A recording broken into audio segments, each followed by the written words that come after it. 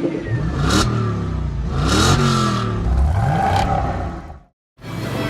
after year, one of the most common topics we deal with on the Autometer Tech line is fuel level gauges.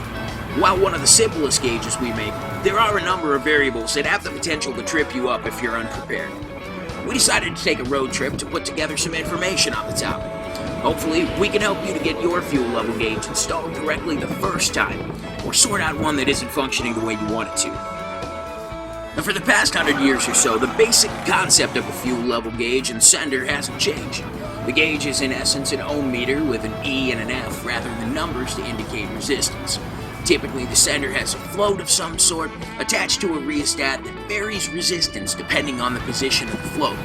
These can be on an arm or sometimes in a tube. Some are capacitive and have no moving parts at all. Now, regardless of the type, their function remains exactly the same.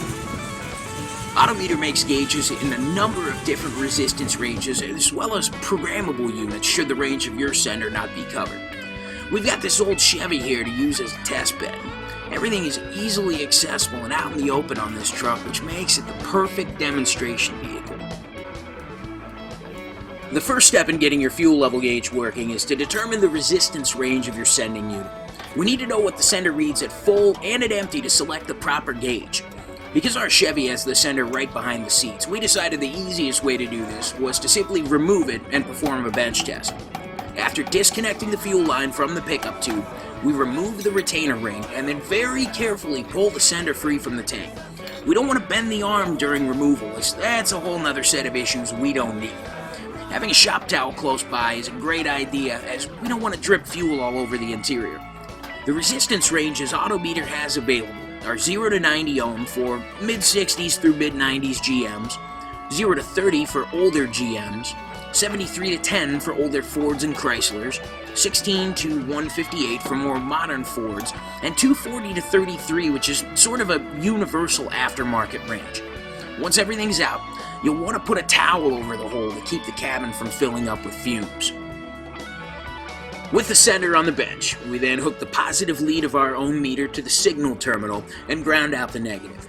We slowly move the arm up to full and observe the results. Now, you'll almost never get one that reads exactly what it should, but this particular unit is a nearly perfect 0 to 90 ohms. Based on this information, we select a corresponding Autometer gauge. I'm partial to the American Muscle series, so that's what we'll be using.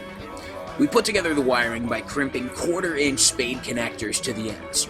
There are a number of aftermarket wiring harness manufacturers that also offer one-piece connectors for Autometer gauges if you'd prefer to go that route. Now, when running gauge wires, the one place you don't want to take a shortcut is the grounds. I fix more malfunctioning gauges by moving the ground wire than any other single step. Take the extra couple of minutes and ground the gauge directly to the engine. With the wiring out of the way, it's time to reinstall the sending unit into the tank. Just reverse the removal steps and you're in business. In many cases, we'll also add an auxiliary ground wire to the body of the fuel level sender. An insufficiently grounded sender can cause problems with gauge accuracy. We tested this vehicle beforehand and determined this step wasn't necessary, but if you aren't sure whether or not your tank and sender are properly grounded, it's always best to err on the side of caution. So let's look at some common symptoms on fuel level gauges. A poor connection with the signal wire can cause the gauge to read higher than it should, or peg out completely as we see here. A bad ground for the sending unit can cause the exact same problem. A poor gauge ground can cause it to read lower than it should, or not come off the stop. This holds true for all gauges where higher resistance means a higher reading, such as the GM and newer Fords. On gauges where a lower resistance level means a higher reading, like the Universal Aftermarket and the early Ford and Chrysler, the steps are reversed. Well, I hope this has helped to shed some light on fuel level gauges. As always, thank you for choosing Autometer for your winning ride.